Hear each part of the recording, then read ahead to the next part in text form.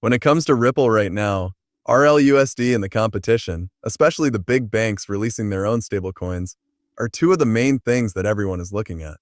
Then there's Circle, which uses USDC, and Tether, which uses USDSD. A lot of people believe Ripple can't do well in this market. However, I believe this is where things really start to change, right? Because Ripple is providing a stablecoin that is fully open, fully compliant, and fully controlled. This lets them reach out to their growing group of institutional players and give them something like a stable coin that they can interact with and use in the digital asset world. Ripple's infrastructure is already pretty much complete. The steady coin is just one more part of that. When I really think about it, I do believe that RLUSD can fight with both USD and USD. I believe it could be a lot bigger than these other market giants in the stablecoin space. However, I'm bringing this up because I've noticed that a lot of people are saying that RLUSD hasn't seen a huge amount of adoption. These people could not be more wrong, as we can see by the fact that RLUSD has a market cap of $420, which is almost $7 million. In the last 30 days, this has gone up about 50%, or 2%. Holder is up almost 3%, or 32,784. Then the amount of money transferred each month has gone up by almost 100%, to almost $2.08 billion. It's clear that this isn't fully up to date now. How do we know? That's because there are now about $455 million tied to RLUSD instead of $427 million. We've been hearing that very large amounts of money are moving over some of these networks around RLUSD, which I'll talk about in a moment. So I think this monthly transfer volume might not be true. But I also want to talk more about some of the best old coins, right? Because if we want to see RLUSD really take on the big players here, you should know that USDC has a market cap of $61.07 billion right now. It's only $455.29 million in RLUSD. To sum up, that's a big step forward for acceptance, the creation of RLUSD and market exposure to things like institutional DeFi and general DeFi use cases. I think this thing is going to wake up in a big way when we really think about what's going on around RLUSD. Aha! And how the market as a whole is affected by things like polls and institutional DeFi rules. I mean, this is a huge chance for RLUSD from both the institutional and market sides. I think this is where we really start to see some differences between RLUSD and even USDC and even USD. I'll talk about that later though. Look at the most valuable stablecoins. We're seeing a huge change in value between this and RLUSD. We still have a long way to go before we can even attack the USDC market cap. As I already said though, all of those big projects include institutional level uptake, institutional DeFi use cases, tokenization, and even payment use cases for stablecoins. You have to keep in mind that these stablecoins can grow truly huge very quickly. I mean, even if we just think about the safe coin market itself, this has been going in the right direction. I'd say that this is where we get really excited about where we're going, because this is the future of banking. This is how things change. This is also how crypto becomes popular with everyone. I'm going to talk about this now. Before I talk about that though, I want to point out this post about Ripple's RLUSD stablecoin, which now handles $10 billion in daily volume across its whole community. I almost thought this post was fake. In fact, I thought this was just contact farming 101 from a big account like this one, since they do have 509,000 followers. But then I found where this was coming from. Crypto Aries. Now I really believe this, and it comes from Reese Merrick, who is one of the main people behind Ripple and works on stablecoins. Here's a short part of my last film, Ripple's ROC. Stablecoin is moving $10 billion every day. Wow. It looks like our research shows that this is not at all what is happening on CoinMarketCap or even here on RootXYs. Now, watch this movie. First though, let's hear from Reese Merrick. I have a clip that almost no one has seen. It got less than 100 views and he talks about the numbers, which include some surprising numbers with the RLUSD, which would be the stablecoin. That's what will be used for the money sent across borders. Listen to it.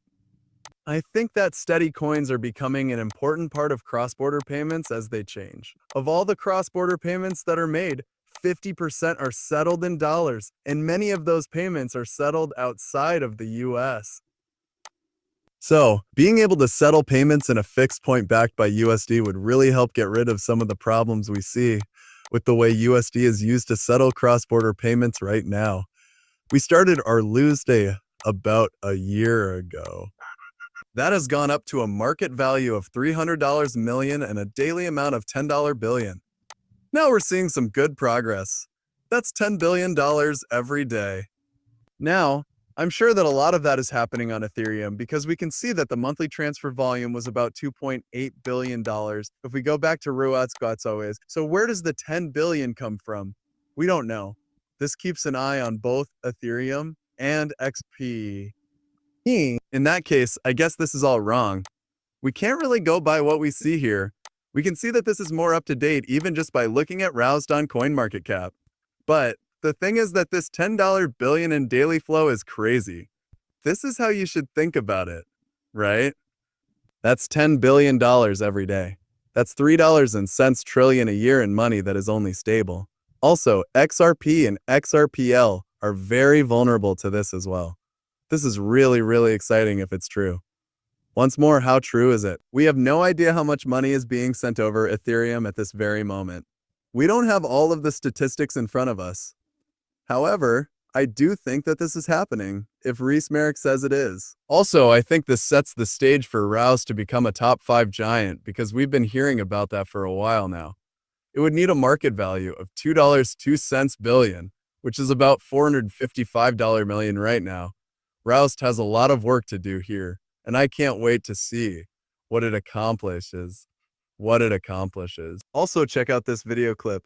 This shows that Brad Garlinghouse, CEO of Ripple, thinks RLUSD will be one of the top 5 stablecoins by the end of the year, and that the market for stablecoins will grow a lot. This started in March. I want to bring this up again because the case was pretty much thrown out, right? We already know that the SEC is pretty much out of this case. We also know that the US market is becoming very open to stablecoin projects and even crypto projects based in the US. Okay, what's the reason why RLUSD wouldn't also get a lot of attention and use? It makes sense. But look at this. What do you think the next big thing in safe coins could be now that the US is getting clearer? Anyway, I think we're not letting that get as big as it could. That market is worth about $230 billion now. Some smart people think it could go up 10 times in the next 5 years. That seems likely to be true. I think that both Tether and USDC, which are the 2 biggest players in that market, will do well. We put out our own fixed coin at the end of last year. As of now, that's already ahead of what we thought would happen at this point in the year. The RLUSD Ripple stablecoin wants to be one of the top 5 coins on the market by the end of the year. For now, we're still small. I also think that the market as a whole will grow a lot this year. We'll grow a lot this year. How do you get there? Who are you going to pair up with? Yourself, making some business deals with other people to help spread the word about RLUSD, yes, for sure. I mean, more loose listings went live on some global crypto markets just today. It takes a minute for that kind of pun of the ripple effect to get going every time you do something new. So we can see that happen right now. I'm really happy about that. As I already said, we're ahead of where we thought it would be in Cone. We're really happy with that growth. The big question now is how RLUSD compares to USD and even USDC. So a big shout out to Smoke Dog. A new report from Anchorage Digital puts RLUSD as having better reserve management and stronger regulatory oversight than both USD and USDC. Check it out. As you can see, this is the full report on the stablecoin safety grid snapshot for institutions to lower risk. Then safety around stablecoins over here. The matrix only uses public information and third-party records. It shows the stablecoin scene at a certain point in time, in June of this year. It's not meant that this grid will act as a suggestion. It is a true list of regulatory and structural features that can be seen and may affect how institutions evaluate risk, readiness for compliance, and operational fit. The stablecoin safety grid is also over here. PayUSD DSDP are ranked 5th. RLUSD is ranked 4th. USD and USD are ranked 3.5, USD is ranked 2.5, and USD are ranked 2. This is really cool. The fourth thing is a good track record from a US state or other prudential regulator. This is once again being watched by regulators. At that time, reserve management mostly meant GSEB lowering HQLA bank credit risk, or big buffers for stock.